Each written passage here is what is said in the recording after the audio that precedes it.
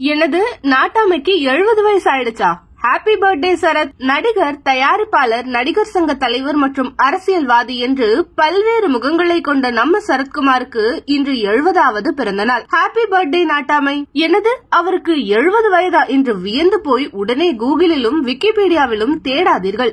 அவரின் தோற்றமும் பிட்னஸும் இன்றைய தலைமுறை நடிகர்களுக்கே சவால் விடும் அளவிற்கு உள்ளது. 20 வருடங்களுக்கு முன்பெல்லாம் யாராவது ஜிம் பக்கம் சென்றாலே போதும், ஏன்பா உனக்கு என்ன மனசுல பெரிய சரத்குமார்னு நினைப்பா என்று கலாய்ப்பார்கள்.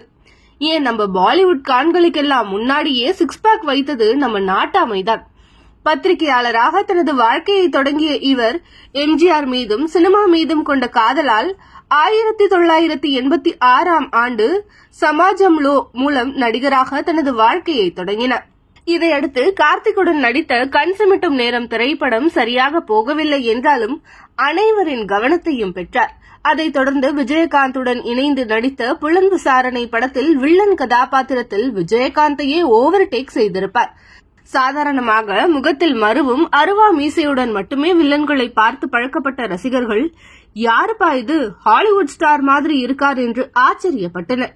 அதன் பிறகு நடித்த கேப்டன் பிரபாகரன் படம் ஹிட் அடிக்கவே அதிலிருந்து சரத்குமாரின் கிராஃப் ஜெட் வேகத்தில் எகிரியது. சேரன் பாண்டியன், சூரியன், வசந்தகால பறவை, சாமுண்டி போன்ற வெற்றி படங்களை தொடர்ச்சியாக ரசிகர்களுக்கு கொடுத்தார். 1994ஆம் ஆண்டு நாட்டாமை, சூரிய வம்சம் போன்ற திரைப்படங்கள் அதிரி புதிரி ஹிட் அடிக்கவே சரத்குமாரை கிராமப்புறங்களில் தங்கள் வீட்டில் ஒருவராகவே ரசிகர்கள் நேசிக்க தொடங்கினர்.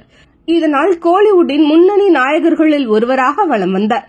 நடிகர் சங்க கடனை அடைப்பதற்கு விஜயகாந்துக்கு உறுதுணையாக இருந்தது சரத்குமார் தான் என்று அப்போதைய பேட்டிகளில் கூட யாராவது சொல்வதை நீங்கள் கேட்க முடியும். முன்னாள் ராஜ்யசபா எம்பி, தென்காசி தொகுதி எம்எல்ஏ, சமக என்ற தனிக்கட்சி நடத்தியது என்று அரசியலிலும் தடம் பதிக்க அவர் தவறவில்லை. சமீபத்தில் வெளியான பொன்னியின் செல்வன் படத்தில் பெரிய பழுவேட்டையாரை அப்படியே தனது நடிப்பால் நம் கண்முன்னே நிறுத்திய சரத், அதற்கு நேர் எதிர் கதாபாத்திரத்தில் போர் தொழில் படத்தில் நேர்மையான போலீஸ் ஆபீசராக யதார்த்த நடிப்பை வெளிப்படுத்தியிருப்பார். சமீபத்தில் பாஜகவில் தனது கட்சியை இணைத்த கையோடு மகள் வரலட்சுமி திருமணத்தையும் நடத்தி முடித்தார். இப்படி பல்வேறு முகங்கள் சரத்துக்கு இருந்தாலும் ரசிகர்கள் விரும்புவது என்னவோ நடிகர் சரத்குமாரை தான். மேலும் பல வெற்றி படங்களை கொடுக்க நம்ம நாட்டாமையை அவரது 70வது பிறந்த நாளில் வாழ்த்துவோம். ஹாப்பி பர்த்டே நாட்டாமை சார்.